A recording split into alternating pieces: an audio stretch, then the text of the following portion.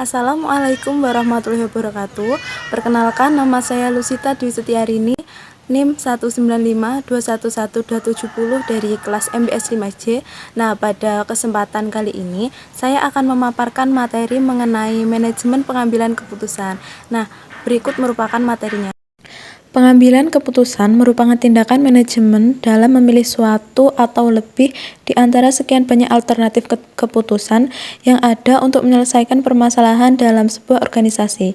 Alternatif keputusan meliputi keputusan dan kepastian, keputusan berisiko, keputusan ketidakpastian, dan keputusan dalam konflik. Keputusan dibagi menjadi 3, yaitu keputusan terprogram, keputusan setengah terprogram, dan keputusan yang tidak terprogram. Nah, yang berikutnya jenis-jenis pengambilan keputusan. Untuk mengambil sebuah keputusan dapat didasari dari berbagai hal. Pengambilan keputusan dapat dilihat dari pribadi yang melakukannya, dapat dibagi menjadi 2, yaitu keputusan bersifat individual dan keputusan yang bersifat kelompok. Keputusan yang bersifat individual merupakan sebuah proses pengambilan keputusan yang dilakukan oleh pemimpin secara sendiri, sedangkan keputusan kelompok dilakukan oleh kelompok orang melalui musyawarah dalam pengambilan keputusan. Pengambilan keputusan yang dilakukan secara kelompok dapat dibagi menjadi pengambilan keputusan oleh sekelompok pemimpin, sekelompok orang bersama pemimpin, dan sekelompok orang yang mempunyai kedudukan yang sama. Pengambilan keputusan yang dilakukan secara berkelompok memiliki beberapa kebaikan, yaitu keputusan yang diambil dapat dilakukan dengan cepat tanpa harus menunggu persetujuan dari anggota lainnya, mengurangi terjadinya selang pendapat, dan memungkinkan menghindari kesalahan dalam mengambil keputusan. Namun, di sisi lainnya, pengambilan keputusan secara kelompok juga memiliki kelemahan, yaitu meskipun pemimpin memiliki kelebihan, namun mereka juga memiliki keterbatasan yang memungkinkan terjadinya kesalahan dalam mengambil keputusan. Selain itu, apabila terjadi kesalahan dalam mengambil keputusan, akan menjadi beban bagi pemimpin di lembaga pendidikan tersebut.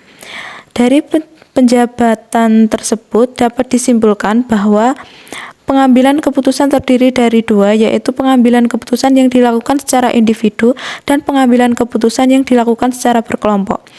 Masing-masing pengambilan keputusan ini memiliki kelebihan dan kelemahan masing-masing. Namun pada intinya adalah bagaimanapun seorang pemimpin di lembaga pendidikan harus mampu membagi keputusan yang sesuai dengan permasalahan yang dihadapi. Selanjutnya kita masuk pada manajemen sains.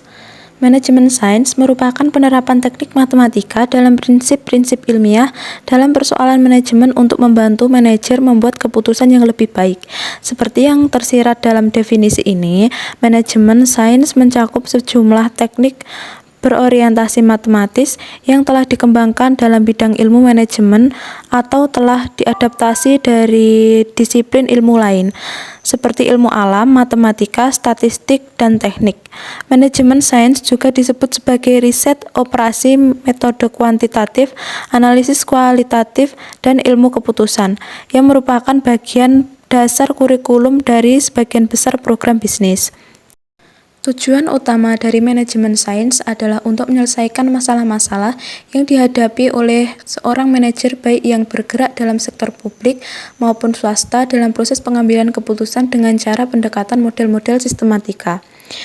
Manajemen sains ini juga merupakan cabang dari teknik yang disertakan dalam pembelajaran bagaimana untuk melukis, menilai, mendesain, mengubah, mengontrol, dan termasuk pelaksanaan dari sistem-sistem yang tergabung dari manusia, material-material, dan teknologi dilihat dari waktu ke waktu dan dengan keadaan yang relevan.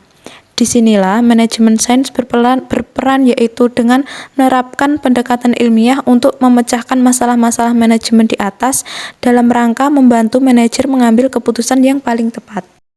Manajemen sains dapat dipergunakan pada berbagai organisasi untuk memecahkan berbagai macam yang meliputi logika dalam pemecahan masalah, pendekatan secara logis, pendekatan secara konsisten, dan sistematis terhadap pemecahan masalah sangat berguna dan berharga sama dengan pengetahuan tentang teknik matematika itu. Jenis-jenis teknik manajemen sains yaitu ada 4. Yang pertama program linear, yang kedua teknik probabilitas, yang ketiga teknik jaringan, dan kemudian yang terakhir teknik yang lain. Mari kita bahas satu persatu, yaitu yang pertama teknik pemrograman matematika linier. Istilah pemrograman yang digunakan untuk mengidentifikasi teknik ini tidak mengacu pada pemrograman komputer, melainkan serangkaian langkah matematika yang telah ditentukan yang digunakan untuk memecahkan masalah. Secara umum, model pemrograman linier membantu manajer menentukan solusi, yaitu membuat keputusan untuk masalah yang akan mencapai mungkin pedoman produksi, contohnya dalam transportasi. Nah, kemudian yang kedua, teknik probabilitas atau teknik probabilistik. Teknik ini dibedakan dari teknik pemrograman matematika karena hasilnya probabilistik. Teknik pemrograman matematis mengasumsikan bahwa semua parameter dalam model diketahui dengan pasti. Oleh karena itu, hasil solusi diasumsikan diketahui dengan pasti tanpa kemungkinan bahwa solusi lain mungkin ada. Sebuah teknik yang mengasumsikan kepastian dalam solusinya disebut sebagai deterministik. Sebaliknya, hasil dari teknik probabilistik memang mengandung ketidakpastian, dengan beberapa kemungkinan bahwa solusi alternatif mungkin ada. Dan yang ketiga, ada teknik jaringan.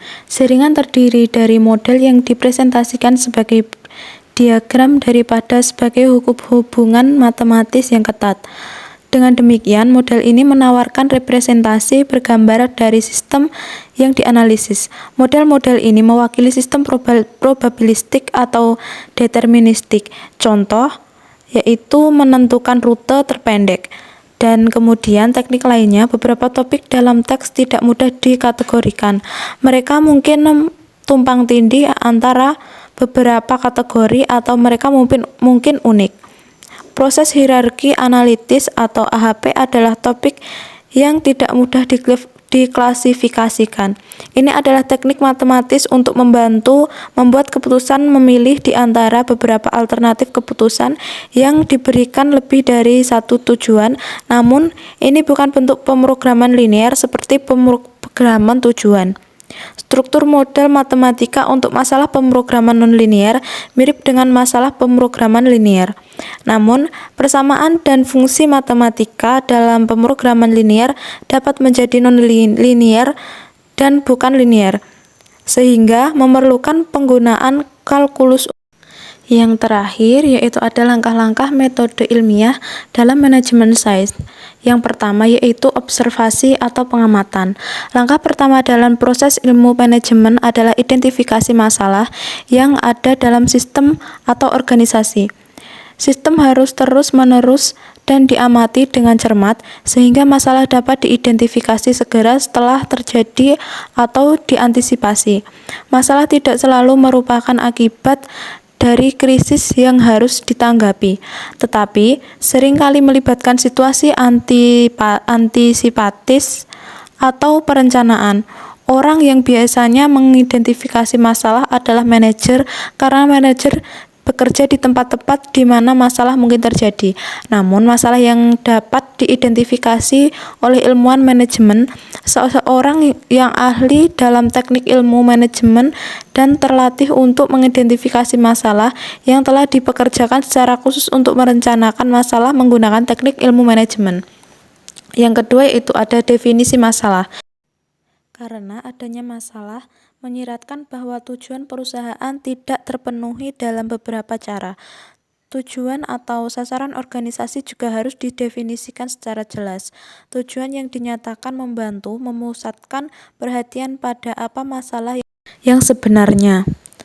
Yang kemudian ada konstruksi model. Model ilmu manajemen adalah representasi abstrak dari situasi masalah yang ada. Itu bisa dalam bentuk grafik atau bagan, tetapi paling sering model ilmu manajemen ini terdiri dari serangkaian hubungan matematis. Hubungan matematis ini terdiri dari angka dan simbol. Kemudian yang keempat ada solusi model. Teknik ilmu manajemen biasanya berlaku untuk tipe model tertentu. Setelah model telah dibangun dalam ilmu manajemen, mereka diselesaikan dengan menggunakan teknik ilmu manajemen yang diaplikasikan dalam teks ini. Teknik solusi ilmu manajemen biasanya berlaku untuk jenis model tertentu. Dengan demikian, tipe model dan metode penyelesaian keduanya merupakan bagian dari teknik ilmu manajemen. Kita dapat mengatakan bahwa suatu model terpecahkan karena model tersebut mewakili suatu masalah. Ketika kita mengacu pada solusi model, kita juga berarti solusi dari masalah. Yang terakhir ada implementasi. Implementasi merupakan penggunaan model yang sebenarnya setelah dikembangkan atau solusi untuk masalah yang dikembangkan model untuk memecahkan. Ini adalah langkah penting tetapi sering diabaikan dalam proses. Dalam situasi ini, model dan solusi dapat disingkirkan untuk diabaikan sama sekali jika tidak dijelaskan dengan hati-hati dan manfaatnya ditunjukkan sepenuhnya.